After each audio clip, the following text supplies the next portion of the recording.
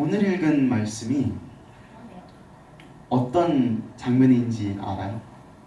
오늘 읽은 말씀은 예수님께서 잡히셔가지고 십자가에 못 박히시기 직전에 일어난 일이에요. 예수님께서 붙잡히시기 직전에 그날 밤에 일어났던 일입니다. 예수님께서는 잡히시기 직전에 기도를 하러 가십니다. 근데 사실 예수님께서는 항상 기도를 하셨어요. 누가복음 말씀을 보면은 이렇게 돼 있어요. 같이 읽어볼까요? 시작. 예수께서 나가사 습관을 쫓아 감람산에 가시매. 이렇게 돼 있어요. 어떻게? 습관을 쫓아 감람산에 가셨다고 돼 있어요. 그래서 예수님께서는 무슨 특별한 날이기 때문에 특별한 일이 일어나기 때문에 기도하러 가신 게 아니라 예수님께서는 원래 항상 감람산 올리브산에 올라가셔서 기도를 하곤 하셨어요. 저렇게 울창한 나무들 밑에서 엎드리셔서 기도를 하셨던 것입니다. 제자들과 함께 산을 오르시면서 예수님께서는 말씀하십니다. 내 마음이 너무나 슬퍼서 죽을 것 같다. 죽을 것처럼 죽을 만큼 내가 너무 슬프다. 이렇게 갑자기 말씀을 하세요. 예수님께서는 무엇 때문에 그렇게 슬프셨던 것일까요? 앞으로 겪게 될 그 고난이 너무나 무서우셨던 것일까요? 채찍에 맞아야 하고 십자가에 못 박혀야 하고 창에 찔려야 한다는 사실이 너무나 두렵고 무서워서 그래서 이렇게 말씀하신 걸까요? 아니요. 네, 맞아요. 그렇지 않아요. 예수님께서는 그런 걸 두려워하시는 분이 아니셨어요. 예수님이 채찍에 맞으실 때, 예수님께서 십자가에 못 박히실 때 하나님의 사람들이 구원받는다는 사실을 알고 계셨거든요. 예수님께서는 본인이 십자가에 죽으실 때 구약에 있는 수많은 예언들이 다 이루어진다는 사실도 알고 계셨어요. 그리고 더 중요한 거는 예수님께서 죽으실 때 사람들이 구원받는다는 사실을 결정한 것이 바로 예수님 본인이세요. 세상이 창조되기 이전에 하나님과 예수님이 의논을 하십니다. 네. 그리고 그 의논을 통해서 예수님께서는 결정을 하셨어요. 하나님과 함께. 하나님 아버지, 내가 모든 사람들의 죄를 대신해서 죽겠습니다. 내가 십자가에서 죽을 테니 이 사람들을 용서해 주세요 하고 결정하셨어요. 그걸 결정하신 게 예수님이셨어요. 그렇기 때문에 이제 죽게 됐어요. 이제 채찍에 맞고 십자가에 못 박히고 창에 찔려서 죽게 되셨는데 예수님께서는 전혀 그게 두렵지 않으셨어요. 왜냐하면 그걸 정하신 게 예수님이셨고 오랜 세월 동안 그 순간만을 기다려온 게 예수님이셨고 그걸 통해서 구원받을 그 사건을 예수님께서 너무나도 기쁘고 너무나도 기대하고 계셨기 때문이에요. 성경의 수많은 사람들이 그리고 우리가 역사와 교과서를 통해서 배운 수많은 사람들이 교회와 하나님을 위해서 죽기를 두려워하지 않았는데 누구보다 뛰어나신 예수님께서 누구보다 완벽하신 예수님께서 하나님의 아들이신 예수님께서 하나님이신 예수님께서 왜 죽음을 두려워하셨겠어요? 그렇다면 예수님을 이렇게 죽기까지 슬프게 만들었던 것은 무엇일까요? 그거는 다른 게 아니라 바로 가장 사랑받는 존재에게 버림받아야 된다는 사실이었어요. 예수님께서는 십자가에 못 박히실 때 그냥 죽으신 게 아니에요. 예수님께서는 십자가에 못 박히실 때 가장 사랑하는 하나님의 진노와 화를 받으신 거예요. 예수님께서는 십자가에 못 박히실 때 그냥 죽는 게 아니라 내가 가장 사랑하는 하나님과 멀어지는 거예요. 내가 항상 가까이 했던, 내가 가장 사랑했던, 내가 항상 친밀하게 교제하고 날마다 대화했던, 내가 항상 같이 옆에 붙어 있었던 그 하나님이 예수님을 그 순간 자기로부터 떨쳐내시고 멀리 하시고 버리시고 하나님의 진노를 그 예수님한테 부으시는 거예요. 예수님께서는 그게 너무나 슬프셨던 거예요. 십자가에서 죽는 게 슬픈 게 아니라, 십자가에서 그 고통이 무서운 게 아니라, 거기서 내가 너무나 사랑하는 하나님과 떨어져야 된다는 사실이, 내가 너무나 사랑하는 하나님의 저주를 받아야 된다는 사실이 예수님은 너무나도 슬프고 너무나도 괴로웠던 것입니다. 예수님께서는 십자가에서 진노를 받으셨어요. 세상이 생기고 사라질 때까지 살다 죽은 셀 수 없을 만큼 많은 사람들의 진노를 예수님 한 분이 혼자서 다 받았어요. 모든 사람들이 나눠 받아야 될 만한 그러한 진노를 예수님께서 혼자서 다 받으신 거예요. 예수님께서 얼마나 슬프셨겠어요. 내가 가장 사랑하는 하나님인데, 내가 가장 좋아하는 하나님인데, 그 엄청난 진노를 내가 혼자 다 받아야 되다. 그래서 예수님께서는 십자가에 매달리셔서 외쳤습니다. 나의 하나님, 나의 하나님, 어찌하여 나를 버리셨나이까. 그런 예수님께서 이런 큰 슬픔 속에서 늘 하시던 대로 기도하러 오셨습니다. 엎드리셔서 있는 힘을 다해서 기도하기 시작하셨습니다. 예수님께서 어떻게 기도하셨을까요? 오늘 말씀은 이렇게 알려주고 있어요. 예수님께서 이렇게 기도하셨어요. 가라사대 아바 아버지여, 아버지께서는 모든 일이 가능하오니 이 잔을 내게서 옮기시옵소서. 그러나 나의 원대로 마옵시고 아버지의 원대로 하옵소서. 너무나 대단한 기도입니다. 너무나 위대한 기도입니다, 여러분. 여러분, 기도는 내가 성경 말씀을 얼마나 잘 아는지, 하나님을 얼마나 잘 아는지 자랑하는 게 아니에요. 또 기도는 내가 갖고 싶은 거, 내가 되고 싶은 거, 내 마음과 내 욕심을 아무렇게나 이렇게 쏟아붓는 것도 아니에요. 기도는 내가 혼자서 하는 것도 아니에요.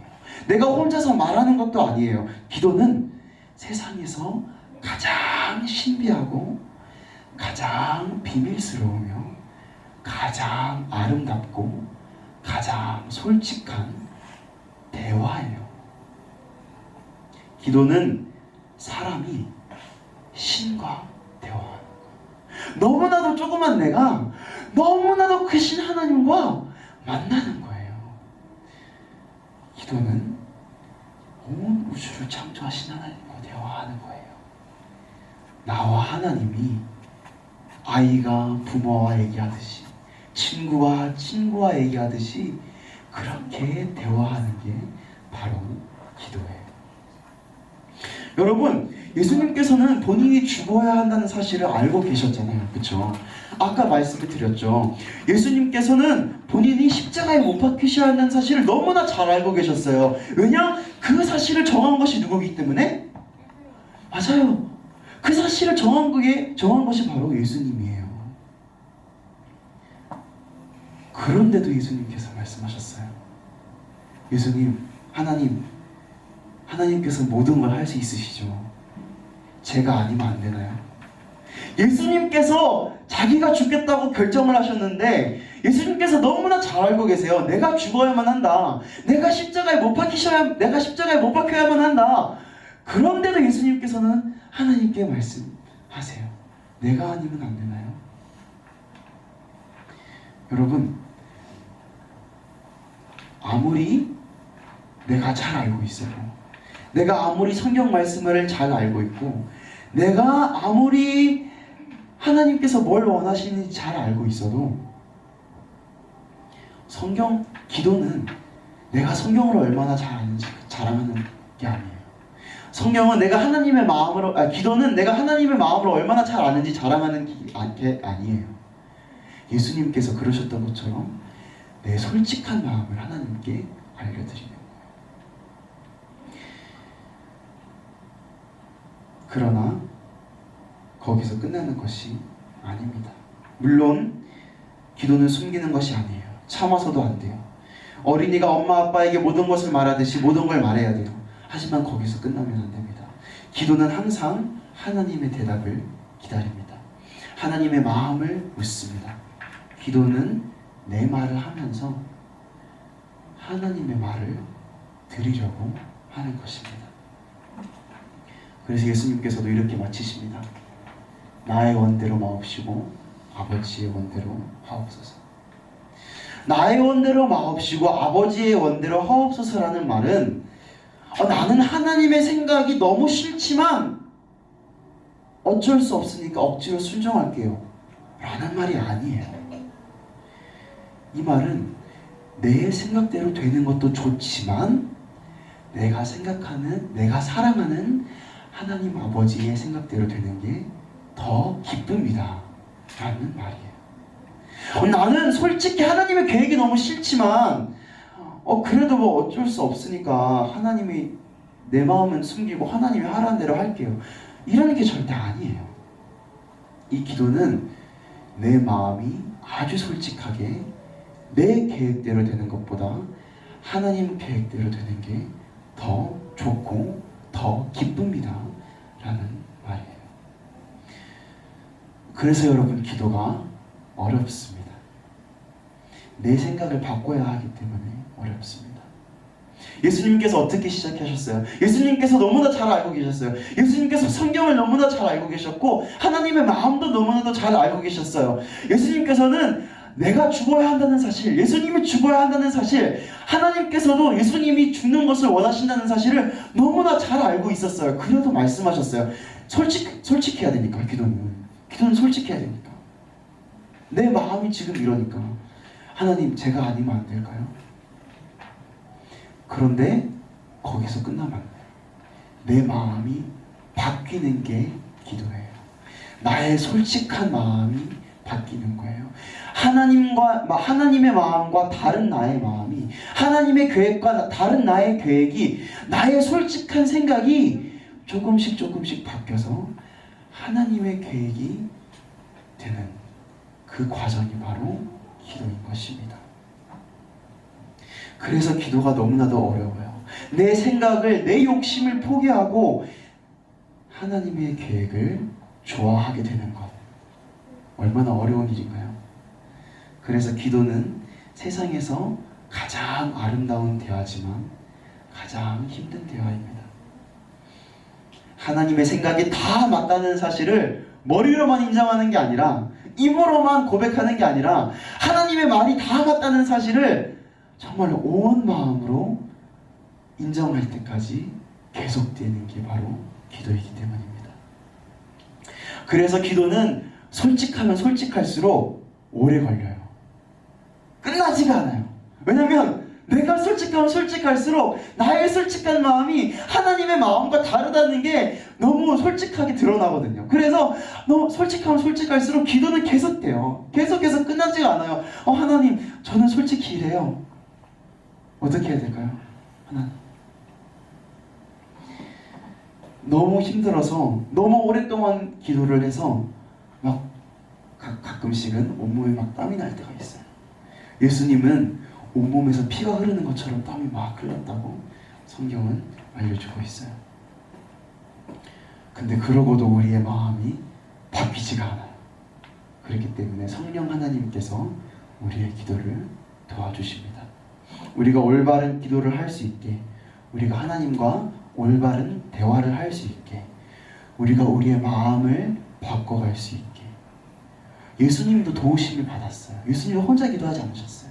누가복음 말씀을 보면 하나님의 사자가 하늘로부터 내려오셔가지고 예수님의 기도를 도와주셨다고 되어 있어요. 여러분, 하나님과 대화하셔야 됩니다. 온 세상을 창조하시고 모든 동물과 식물을 창조하신 하나님인데, 산과 바다를 만드신 하나님인데, 해와 달과 별을 만드신 하나님인데, 그 하나님과 대화한다는 생각만 해도 막 기대가 되고 가슴이 떨리지 않아요? 여러분이 기도할 때 그런 하나님과 대화하는 것입니다. 기도를 하면 할수록 여러분의 마음과 삶이 바뀔 거예요. 생각이 바뀔 거예요. 왜냐하면 성령님께서 여러분의 기도를 도와주고 계시거든요. 여러분의 마음에 하나님의 마음이 함께할 것입니다. 여러분, 기도하세요. 어떻게? 솔직하게. 그리고 언제까지? 여러분의 솔직한 마음이 하나님의 마음과 하나가 될 때까지 기도해야 돼요. 여러분이 모두 이렇게 기도할 수 있기를 간절히 바랍니다. 그런 우리가 될 수 있기를 진심으로 소망합니다. 기도하겠습니다.